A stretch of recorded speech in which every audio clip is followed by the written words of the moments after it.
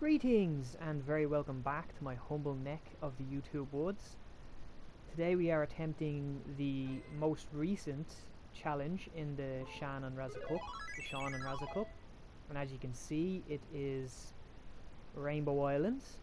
And this challenge is brought to us by none other than Marc Goes Blind Gaming, the legend himself. I'm really not wasting time here, am I? I'm just going straight into the game. So basically the rules of this one, guys, is it's a one life challenge, so as soon as you die it's game over, and you can try, but it's unlimited attempts, so you can get back on and try again straight away. And it's basically as far as you can go. High score doesn't matter, so it's just the furthest you can get, so as far as the levels that you can get, or rounds as they call them in this. And it's basically a continuation of Bubble Bobble, which surprised me. But I suppose, you know, there's in essence, there's an awful lot of similar concepts. When I played it initially, I was saying this is way too different, and I just didn't get that Bubble Bobble feel at all. While wielding the rainbows, doing the rainbow rambles and rainbow struts and whatnot. But then I noticed, of course, that the levels all have their own individual theme, or the islands in this case. This one is all mostly insects. Ooh, this was a close one, yeah, with that spider.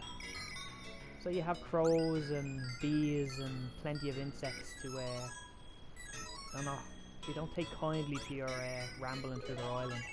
Very territorial, apparently. And of course, all the power-ups are very similar to Bubble Bobble. It's actually the same characters, I believe. Oh, those ladyboards or bugs, they can be deceptively difficult if you turn your back on them. Just like in real life, they tend to be very popular, those bugs, but they massacre green flies and aphids, of course. So as you can see, my basic tactics on this one is just strutting up the rainbows as quickly as possible. And we're about to face the first boss, a giant spider. We've woken him up from his slumber, or horror, and he's a bit miffed. And the first boss is down. Yeah, I don't know why I tend to play these ones quite fast. You don't have to. There is a time limit, and the screen floods and can take you out, but you don't have to play anywhere near as fast as I am. On to round 5. The next world. This one is like a Metal Gear Solid world to me, you know? Full of tanks and trucks and military weapons and whatnot. There's even some solid snake-looking characters hiding in boxes, if memory serves. So I keep this very simple. These stars I use an awful lot. They just shoot off in different directions and hit all the enemies, you know? And very much like Bubble Bobble, pick up the potions and upgrades when you can see them. I didn't pay too much attention, but I know there's like sneakers that you pick up that increase your speed, and there's permanent upgrades like this triple rainbow effect, you know? But yeah, it's a very fun game. It doesn't take long at all to actually do a run, so it's one of those where I blasted about an hour into it and got a little better each time, you know? Unlike Bubble Bobble, of course, where you have to defeat all the enemies in each level to advance, on this one you just need to get to the top of the level. Just reach the platform on the top. You don't have to kill all the enemies, obviously, which is interesting. And this guy dropping some bombs on me, or attempting to anyway.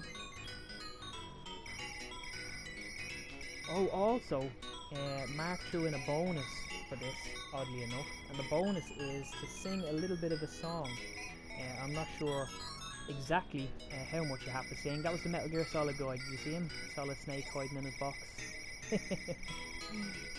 But yeah, given the theme of this particular game, we'll just say somewhere over the rainbow, way up high, there's a land that I heard of once in a lullaby.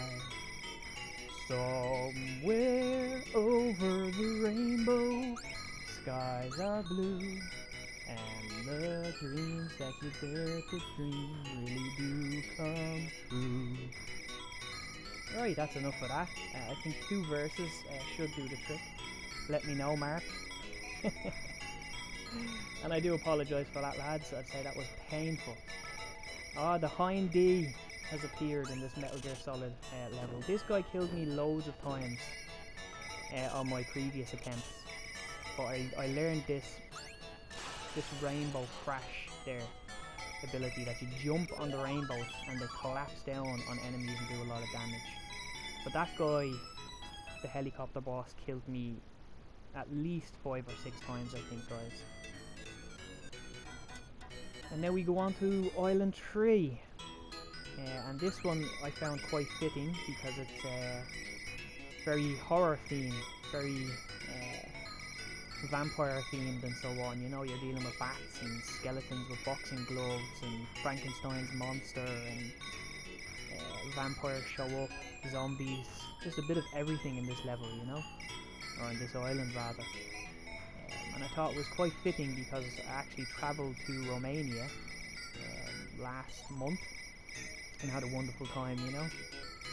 So I thought this was quite funny. The contrast of it being such a cute game with a horror theme, I found quite humorous. The old happy jumps. Round 10. My goal was to beat that second boss, by the way, guys. My personal goal. Once I beat that second boss, I would have been happy enough, to be honest. This was a bonus. This is the first time actually getting to this island, and it went relatively well for me, all in all, I think. Apart from a few platforming problems, of course.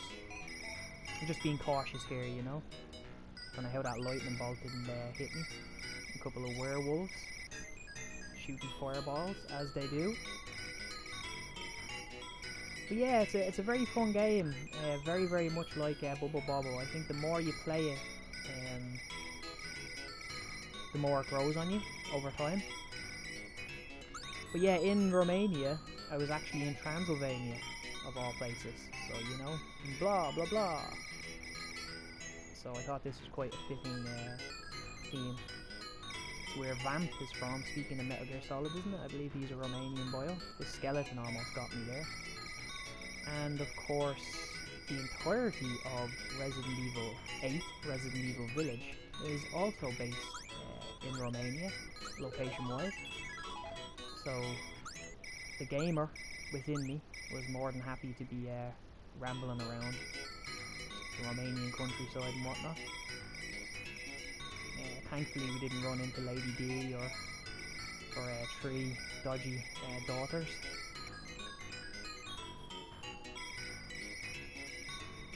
So yeah, this was the best run so far, guys. I don't know if I'll have time or energy to do another one. We'll see how it goes. On the Bubble Bobble one I did actually do 2 attempts. So I will leave it open and... woohoo! To the top.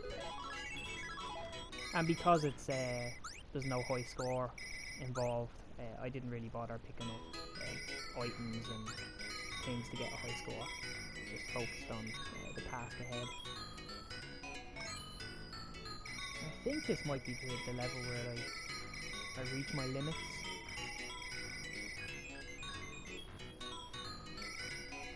But this is an interesting, it seems to have kicked it up a notch on this island in terms of enemies. The first 2 islands aren't, you know, they're not throwing everything at you. Whereas I feel on this one that there is a lot of enemies coming down and they're quite aggressive, you know.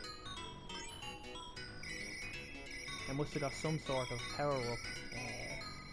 I think they're tiaras in this game. And if you jump or destroy your rainbows on occasion, you actually shoot stars out. I'm making a meal of this platforming here. Sometimes the rainbow walking goes so smooth for me, and other times I just cannot get it to work. And once or twice I was so bad at it that I actually drowned. I ran out of time and the water was slowly rising and I ended up drowning a couple of times, so that wasn't ideal. There we go, I got a lucky star jump going on there. There is no Phantom in this one, there's no Baron von whatever his name is that comes after you in Bubble Bobble. So there's no enemy that hunts you down when you run out of time. In this one it is just a flood. Or at least it was for me.